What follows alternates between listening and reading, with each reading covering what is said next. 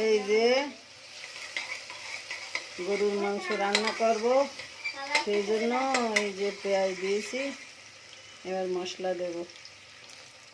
পেঁয়াজটা ভাজা হয়ে গেছে, এখন ঝাল। এই ঝালের মধ্যে রসুন, আদা, জিরা সব আছে। আদা নেই, জিরা আছে। আদা পাতাটা দিতে ওই যে কালো।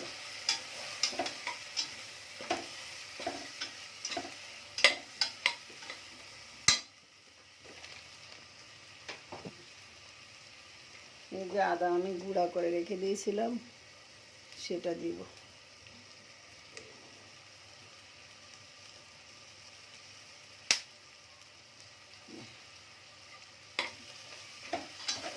পাউডার করে আদা, আমার পাউডার 4-5 কেজি আদা পাউডার করা।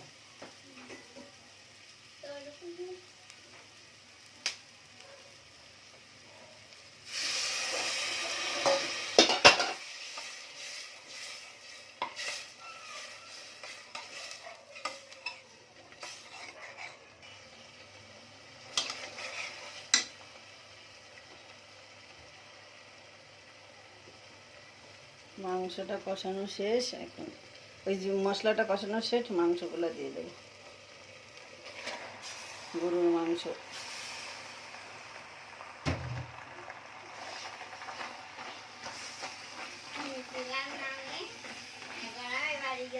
কষানো শেষ, এখন আলু দিয়ে দেব। আমি হলো প্রেশার কুকারে খাওয়ার পক্ষপাতী না মোটেও, শুধু গ্যাসের জন্য প্রেশার কুকারে খাচ্ছি, গ্যাস বাঁচানোর জন্য।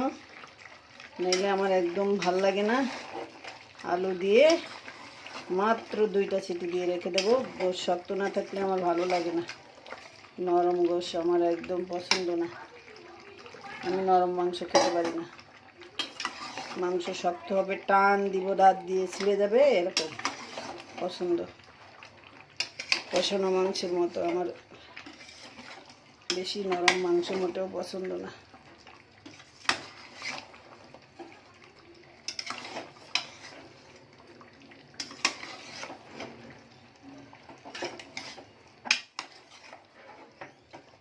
এখন একটু গরম পানি দেব, দিয়ে 2টা সিটি দেব। ব্যাস, আস্তে আস্তে আস্তে আস্তে একটু হতে থাকবো। আমি একটু গরম পানি করে নিই। মাংসটায়ও তেল উঠে গেছে, আমার পানিটাও গরম হয়ে গেছে। এখন দিয়ে দেবো।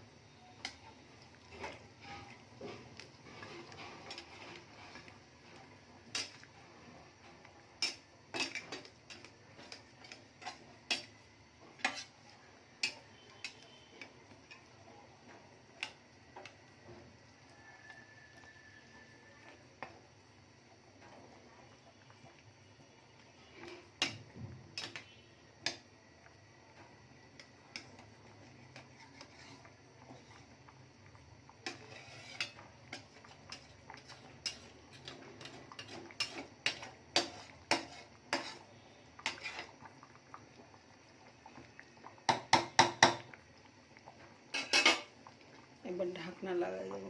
যে প্রেসার কুকারের ঢাকনাটা লাগিয়ে দিয়েছি, 2টা সিটি দিলে জিরা মরিচের গুঁড়া দিয়েছি। এখন নামিয়ে নেব। মাংসটা হয়ে গিয়েছে। আল্লাহ হাফেজ। সবাই ভালো থাকবেন, আমাদের জন্য দোয়া করবেন।